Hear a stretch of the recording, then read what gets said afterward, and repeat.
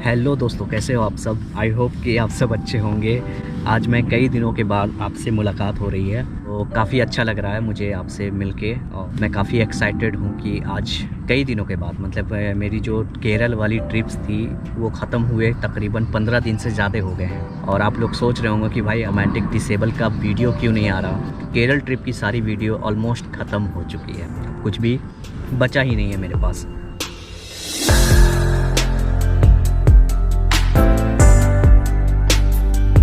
सबसे बड़ी बात, आज हमारा जन्मदिन है 12 दिसंबर 2021।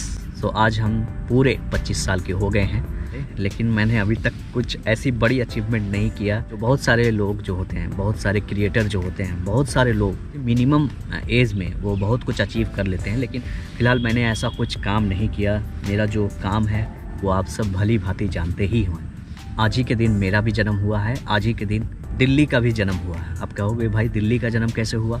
12 दिसंबर सन 1911 को कोलकाता जो राजधानी थी इंडिया की, उसको स्थानांतरण करके यानी कि ट्रांसफ़र करके न्यू दिल्ली यानी दिल्ली को बनाया गया है। दिल्ली भारत की राजधानी बनी ऑफिशियल।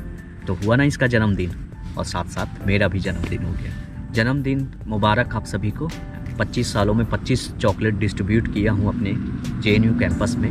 लेकिन मेरे जो क्लासमेट अगर ये वीडियो देख रहे हैं, तो अभी तक कोई विश नहीं दिया है। इस वक्त दोपहर के 12 से ज़्यादा बज चुके हैं, 1 बजने वाले हैं थोड़ी देर में। या और ना किसी से मुलाकात हुई, तो जिसकी वजह से मैंने चॉकलेट उन लोगों तक नहीं पहुंचा पाया। इस वीडियो को देखने के बाद अगर हमसे मिलना चाहते हैं तो उनका चॉकलेट आज भी मुबारक है, रखे हुआ हूँ मैं, और उनको बखूबी दूंगा। और वो क्योंकि वो हमारे स्पेशल हैं, सबसे ख़ास हैं। इस वक्त हम हैं दिल्ली के जवाहरलाल नेहरू विश्वविद्यालय, या यहीं से आपके सामने पेश हो रहा हूँ। ये JNU का कन्वेंशन सेंटर है। ये कन्वेंशन सेंटर और उसके कुछ फील्ड्स हैं, यहाँ पे मैदान है। तो यहाँ पे लोग अक्सर टाइम स्पेंड करते हैं, अपने जोड़ी के साथ आते हैं कुछ, क्योंकि फ़िलहाल मेरी तो कोई जोड़ी नहीं है, मैं आई एम सिंगल। ये एक बहुत बड़ा डिसएडवांटेज है कि हमारी कोई जोड़ी नहीं है। फ़िलहाल मैं इतना दिन JNU में रहा हूँ, लेकिन कोई ऐसी बात नहीं हुई है। जो बाकी बच्चे को मैं क्या ही कहूँ, हैं एडमिशन लेते हैं, पढ़ाई शुरू होती है, 2-3 महीने के बाद उनको एक अच्छी गर्लफ्रेंड भी मिल जाती है। ये यहाँ का कल्चर है, समझ लो। और ये आम बात है, ये कोई नई बात नहीं है इस यूनिवर्सिटी की, और दुनिया के सभी यूनिवर्सिटी का एक ही हाल है। अब जिसके नसीब में जो है वो तो मिलेगा ही।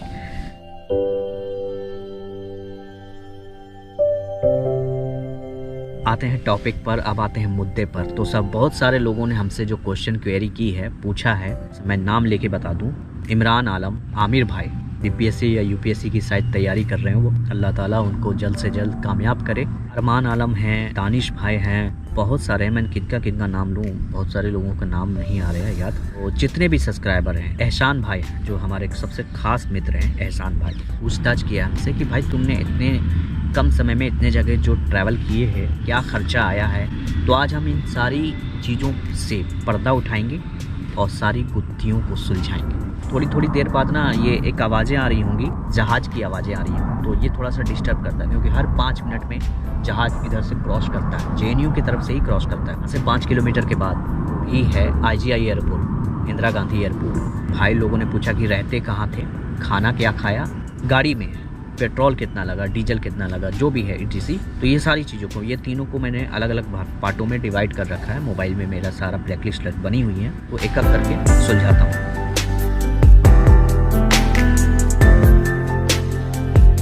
आपकी गाड़ी 40 की माइलेज देती है या 60 का माइलेज देता है, जो भी है, 40 की अगर माइलेज दे रही है आपकी पेट्रोल ये गाड़ी, तो आप जब नॉर्मल पेट्रोल डलवाओगे तो वो 40 का जो दे रहा है वो 40 ही देगा। और अगर आप स्पीड वाले पेट्रोल डलाओगे तो वो जो 40 दे रहा है वो 40 से बढ़कर 50-60 हो जाएगा, 50 या 55 हो जाएगा। यानी कि 10 और 15 किलोमीटर आपका गाड़ी एक्स्ट्रा चलेगा 1 लीटर पेट्रोल में। ठीक है, तो ये है कुछ हिसाब किताब। पेट्रोल से रिगार्डिंग एक और बात बता देता हूँ कि अगर आप जब भी कोई किसी भी पेट्रोल पंप में जाएंगे, वहाँ पर आपको जाने के बाद 2 चीज़ें बोलनी है। ठीक है, मुझे पेट्रोल डाल दो, सेट नहीं करना। ठीक है, आपने बोला कि 500 का पेट्रोल डाल दो भाई, इसने 500 लिखा, सेट हो गया। वो 500 का नहीं डलता, वो 400, 425, 430 का डलता है। 75 रुपया, 80 रुपया या 50 या 60 रुपया, जैसा मतलब कस्टमर होता है ना, वैसा उनके साथ सलूक किया जाता है। ठीक है, ये हर पेट्रोल पंप की एक इनसाइड स्टोरी बता रहा हूँ मैं। इनसाइड स्टोरी, अंदर की कहानी बताना, ये गोपनीय बात है। ये हर कोई आपके साथ शेयर नहीं करेगा सिवाय मेरे, क्योंकि मैंने मेरा पेट्रोल से बहुत अच्छा खासा रिलेशनशिप है, ठीक है जी, पेट्रोल और डीजल से और गाड़ी से। और जब भी पेट्रोल डलाना ना, टंकी फुल करवाना, आपका फ़ायदा होगा।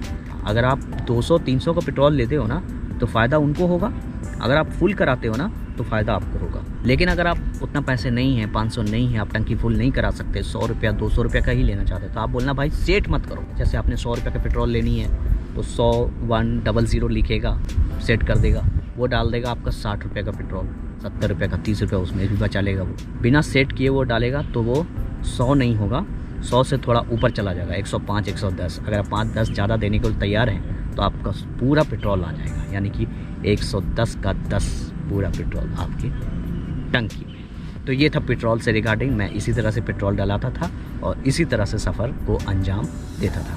पेट्रोल के बारे में दोबारा मत पूछना, मैंने पेट्रोल की पूरी ABCD आपको समझा दिया।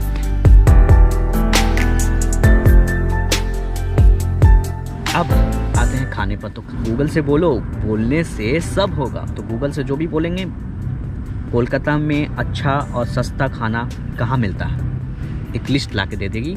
उस लिस्ट में आप देख लो, जहाँ पे आपके बजट के अनुसार जो खाना मिल रहा है, जो पानी मिल रहा है, जो मतलब अच्छा भी है स्वाद में, वहाँ आप जाओ और खाओ। मैंने पूरे भारत में लगभग खाना इसी तरह से ढूंढना। अब रही बात सोने का, तो लोगों ने पूछा था कि भाई तुम्हारा सबसे ज़्यादा खर्च किस चीज़ में आया। अब आप लोगों ने असली बात पूछा। आपका सबसे ज़्यादा पैसा जो है ना, पेट्रोल में नहीं लगता है, खाने में नहीं लगता है, सबसे ज़्यादा पैसा लगता है रहने में, अकोमोडेशन।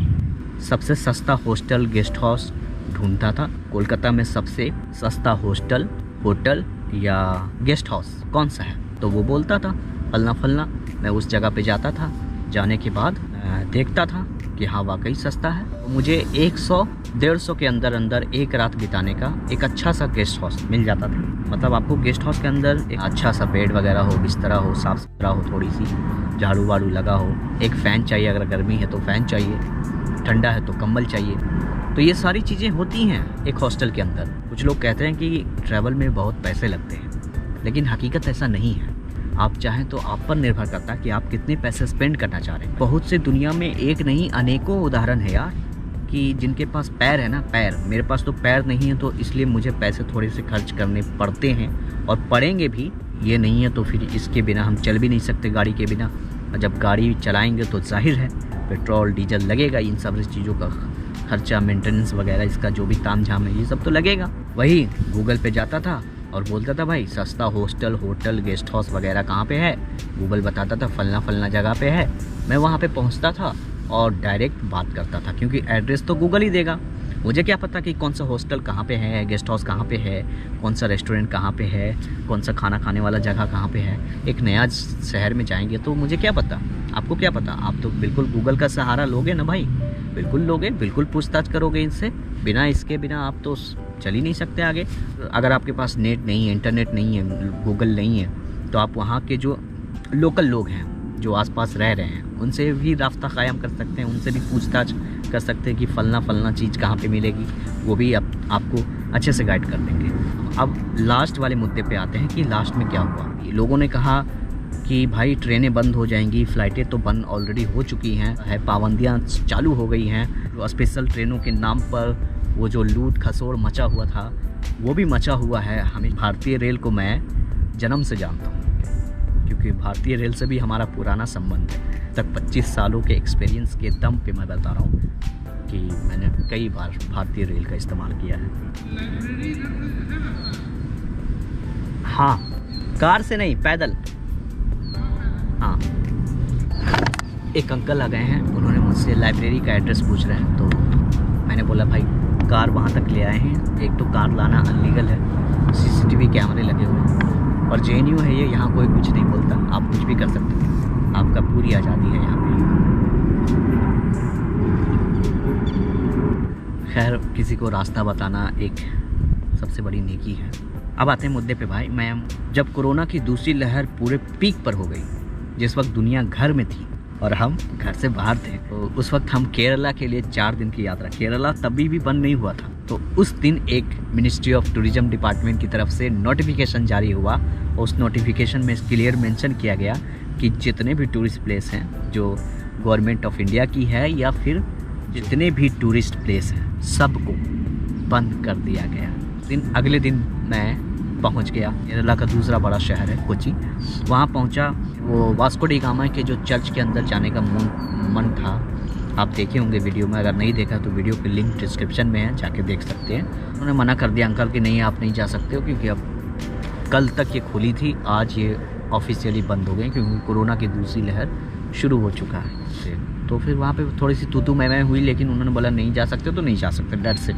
मतलब भाई ठीक है यार, तू ही खुश रहा, मैं नाराज रहता हूँ, जा। के बावजूद भी मैंने केरला में एलेप्पी घूमा, मुन्नार घूमा, कोच्चि घूमा। ये 3 शहर को मैंने पूरी तरह से एक्सप्लोर किया। बस तो यही हमारा सफ़र था, हमारी जर्नी थी, हमारी यात्रा थी। तो हमारा सफ़र, हमारा जर्नी, हमारी यात्रा आपको कैसी लगी, मुझे कितने खर्च पैसे करने पड़े। पेट्रोल में मेरा लगा तकरीबन 3400 यानी 3400 रुपये, और खाने में लगा 2000। इसके बाद रहने में लगा सबसे ज़्यादा पैसा 5000।